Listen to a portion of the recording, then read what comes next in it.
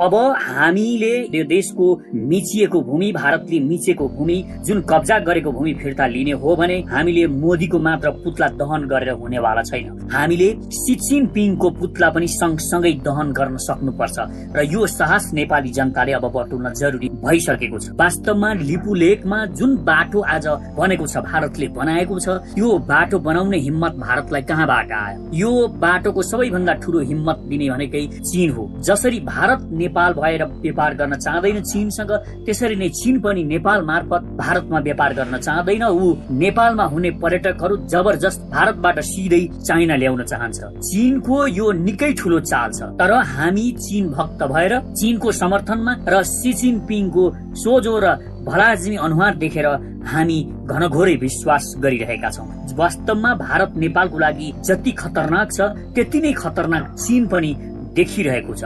यति हो चीनले यो देखाइ नरहेको अवस्था मात्र बुझिन्छ। लिपुलेखमा जुन बाटो बनेको छ त्यो 2015 मे 15 का दिन चीन र भारतले सी जिनपिङ र मोदीले सम्झौता गरेको परिणाम हो। र त्यो भन्दा अझै पर जाने हो भने यो 1954 मै पुग्नु पर्ने हुन्छ, जुन बेलादेखि चीनले त्यहाँ बाटो चाहिरहेको थियो र भारतले त्यहाँ बाटो बनाउन खोजिरहेको थियो। अब हामीले त्यो क्षेत्रलाई, हाम्रो भूमिलाई हामीले फिर्ता लिने हो भने त्यहाँ नेपालले अगाडि बढ्नु पर्ने हुन्छ। हामी वार्ता गरेर गोटा परेका कडा खालका विज्ञप्ति भनेर केही विज्ञप्तिहरू निकालेर हाम्रा सडकहरू टायर बालेर जलाएर तुलसाका मोठमा झण्डाहरू, नेपालका झण्डाहरू गाडेर र अघोरी बाबाले दिएका बुट्टीहरू कन्दनीमा बाँधेर यो देशको सिमाना अब फिर्ता हुनेवाला छैन। तपाईले सिमानामा गएर डढाएको खुर्सानीको धुवाँ भारततिर उडाएर उल्टा चप्पलहरू लड्काएर भारतले नेपालको भूमि जुन कब्जा गरेको छ छोड्नेवाला छैन। यो भूमि फिर्ता लिने हो। नेपालमा आँखा लगाउनेहरूका आँखा लुच्न सक्ने अवस्थामा नेपाल पुगेन भने त्यो बेलासम्म हामी यसरी नै हेपिँदै जानेछौँ, यसरी नै मिचिँदै जानेछौँ। हामीले अब सीधा सीधा ग्रेटर नेपालको अभियान सुरु गर्नुपर्छ, पहिलो कुरा। र दोस्रो कुरा, हामीले अब भारतसँग जसरी प्रतिकार गर्छौं त्यसरी नै चीनको विरुद्धमा पनि नेपाली युवाहरूलाई अब सडकमा उतार्न जरुरी छ। यदि भारत र चीन मिलेर नेपालको भूमि मिच्छन्, यो सम्झौता खारेज गर्दैनन् भने ठूला भनिएका यी दुवै देशहरूप्रति नेपालले पनि औंला बाङ्गो पार्न सिक्नु पर्दछ, किनभने यसमा भारत र चीन बराबरी दोषी छन्। यदि एउटा गुण्डाको उक्साहटमा अर्को गुण्डाले जबरजस्ती कसैमाथि बलात्कार गरो भने त्यो बलात्कार गर्नेमा दुवै गुण्डाहरू पर्छन् कि पर्दैनन्? त्यस्तै लिपुलेखमाथि जुन बलात्कार भएको छ नेपाली भूमिमाथि, शक्तिको आडमा जुन सम्झौता गरेका छन् त्यो सम्झौता खारेज गर्दैनन् भने अब त्यो क्षेत्रमा नेपाल आर्मी कडाका साथ प्रस्तुत हुनुपर्छ। यदि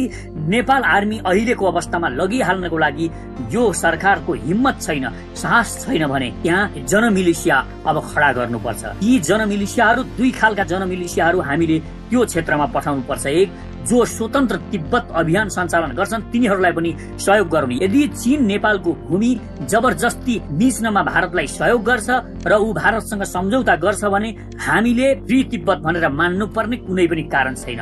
हामीले किन मानिरहने? उसले अर्काको भूमि मिचेको हामी किन हेरेर बसिरहने? भोलि हाम्रो भूमि मिच्दा बोल्ने पनि यो संसारमा कोही हुनेवाला छैन। र भारतलाई पनि, भारतका विरुद्धमा पनि त्यहाँबाट हामीले नेपाली जनमिलिसियाहरू सञ्चालन गर्नुपर्छ, जसलाई उनीहरू भन्लान्, आतंककारीको संज्ञा देलान्, तर त्यसलाई नेपाली जनताहरूले सपोर्ट गर्नुपर्छ। र हामीले परेको खण्डमा अमेरिकासँग ठिक ढंगले सम्झौता गरेर अमेरिकाको सेनालाई नेपालमा राख्नु पर्यो भने पनि अब लाज मान्नु पर्ने, हिचकिचाउनु पर्ने कुनै जरुरी छैन। किनभने चीन र भारत मिले मतो गरेर नेपालको भूमि मिच्छन् भने, नेपालको भूमिमाथि आफ्नो अधिकार स्थापित गर्न खोज्छन् भने हामीले तेस्रो शक्तिलाई यहाँ बोलाउन कुनै हिचकिचाउनु पर्ने कारण छैन। र यसको लागि हामी नेपालीहरू तयार भएर बस्नुपर्छ र अमेरिकासँग ठिक ढंगको सम्बन्ध बनाएर यो एउटा त्रास यिनीहरूलाई सधैँ उत्पन्न गरिरहनु पर्छ। यदि तिमीहरूले दायाँ बायाँ गर्यौ भने नेपालको भूमि क्याप्चर गर्ने कुनै पनि किसिमका भूमिका खेल्यौ र नेपाललाई हानि पुर्याउने काम गर्यौ भने हामी जे पनि गर्न सक्छौं, हामी विस्फोट हुन सक्छौं भन्ने किसिमको मेसेज यिनीहरूलाई दिन जरुरी छ, चाहे यिनीहरू जति नै ठूलो देश किन नहुन्। र अर्को एउटा महत्वपूर्ण कुरा भनेको हामीले हाम्रो देशको सेनालाई सशक्त बनाएको हुनुपर्छ। यति सशक्त कि हामीसँग यति लामो दूरीसम्म मार हान्न सक्ने क्षेपणास्त्र हामीले यहाँ किनेर राख्नुपर्छ, यही निर्माण गर्नुपर्छ, ताकि हामीलाई दिल्लीदेखि बेजिङ ताक्नु परे पनि कुनै कठिनाई उत्पन्न नहोस्। हामी माथि आक्रमण भयो भने हामीले पनि उनीहरूसँग बदला लिन सकौं। हो, हामी उनीहरूलाई लडाईँ गरेर नजितौँला, तर हाम्रो इतिहास छ हामी यिनीहरूसँग कहिल्यै झुकेका थिएनौं। दक्षिणको ब्रिटिस जसको कहिल्यै सूर्यास्त हुँदैन भनेर भनिन्थ्यो, त्योसँग पनि हामी भिडेको हो र चाइनाको सेनालाई पनि हामीले आच्छु बनाएको हो, हामीले लखेटेको हो, खेदेको हो। हामीसँग यो इतिहास छ र हामीले अलिकता हिम्मत गर्यौं, हामीले अलिकता बुद्धि पुर्यायौं भने हामी अब पनि यिनीहरूद्वारा चेपिएर मर्नेवाला छैनौं। हामी यदि चेपिएर मर्ने पर्ने अवस्था आयो भने हामीले विस्फोट हुनुपर्छ। यो विद्रोह नेपाली जनतामा आउनुपर्छ, यो साहस नेपाली जनतामा आउनुपर्छ। मर्ता क्या नहीं करता भने जस्तो अब हामीले हाम्रो सार्वभौम सत्ता गुमाउनुपर्छ, हाम्रो भूमि गुमाउनुपर्छ भने हामी झुकेर सधैँ यिनीहरूसँग सम्झौता गरिरहनु पर्ने कुनै पनि दरकार छैन। हामी पनि कुनै पनि किसिमका चालहरू चल्नको लागि हामी तयार भएर बसेको हुनुपर्छ। नेपाल सरकारसँग र नेपाली जनतासँग यो हिम्मत र यो साहस हुनुपर्छ। यो साहस हामीले भर्न सकेनौं भने हामी कुनै पनि बेला सिद्धिन सक्छौं, हामी इतिहासमा नामै ठुन सक्छौं र हाम्रो स्वतन्त्रता गुम्यो भने हामीलाई भोलि यी भारतीयहरूले कुटी कुटी मार्नेछन्। यो याद गर्नुहोस्, भारतीय सेनाले हाम्रा छातीमाथि परेड खेल्नेछन्, हाम्रा छोरी चेलीहरूलाई बलात्कार गर्नेछन्। आज तपाईँ देखिराख्नु भएको छ दार्जिलिङ र सिक्किममा त्यहाँका नेपालीहरूको हालत के छ, त्यहाँका प्रवासी नेपालीहरूको हालत तपाईँले देखिराख्नु भएको छ। र यो जुन भारतले थोरै मात्र पनि नेपालको भूमि, तराईको भूमि लिने कुनै पनि काम गर्यो भने चाइनाले नेपालको पहाडीदेखि माथिको भूभाग सबैमाथि आँखा लगाउनेछ। यो कुरा अहिले नै नेपाली जनताहरूले बुझ्न जरुरी छ। र यो जुन उनीहरू दावा गरिरहेका छन्, एकतर्फी रूपमा सम्झौता गरिरहेका छन्, उनीहरू ठूला शक्ति भएको आधारमा नेपालको भूमिमाथि जबरजस्ती सम्झौता गरिरहेका छन्, यो सही कुरा छैन। त्यसकारण अब नेपाली जनताहरूले जसलाई पनि म अनुरोध गर्छु, तपाईँ मोदीको पुतला दहन गरिराख्नु भएको छ, तपाईले सँगसँगै सी जिनपिङको पुतला पनि दहन गर्न जरुरी छ। किनभने यो दुई सम्झौता अति उपयोगी र महत्वपूर्ण देखेर भारत र चीनले जबरजस्ती नेपालको भूमिमाथि दुई पक्ष सम्झौता गरेका छन्। यो भयानक छ। यी दुईले जबरजस्ती नेपालको भूमिमा बलात्कार गरेका छन् र यी दुवै राष्ट्र बराबरी दोषी छन्। पहिला हामीलाई लाग्थ्यो भारतले नेपाली भूमिमाथि कब्जा गर्यो भने चीनले हामीलाई सहयोग गर्छ, तर हाम्रो यो भ्रम थियो। नेपाली भूमि कब्जा गर्ने भारतीय सेनालाई लखेट्न चीनको सेना आउने होइन, चीनको सेनाले नेपालको पहाडी र हिमाली भूभाग क्याप्चर गर्नेछ भारतले भन्दा धेरै छ। यिनीहरू नेपाललाई कागज जसरी च्यातेर बाँड्न चाहन्छन्। यो लिपुलेखमा जुन नेपाली भूभागमाथि जबरजस्ती सम्झौता गरेका छन्, लिपुलेखको सम्झौताले यो कुरा स्पष्ट बताएको हामी देख्न सक्छौं। र हामी भोलि यो सम्झौताको लागि चीनलाई आह्वान गर्यौं भने पनि ऊ आउने वाला छैन, किनभने उसले यहाँ व्यापार हेरेको छ।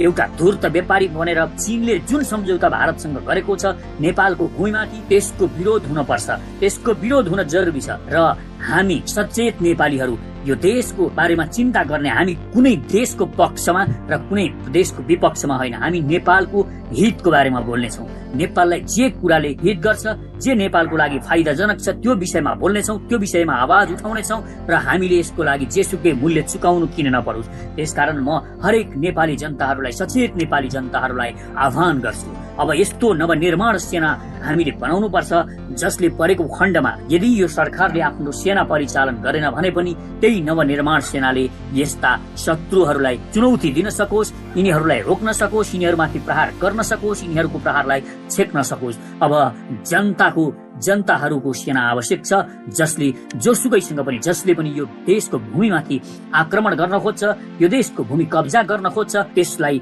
जवाफ दिन सकोस्। जवाफको लागि अब आवश्यक छ नवनिर्माण सेना, जसले नेपालको रक्षा गर्छ, जसले नेपालको निर्माण गर्छ। धन्यवाद। जय सचेत नेपाली।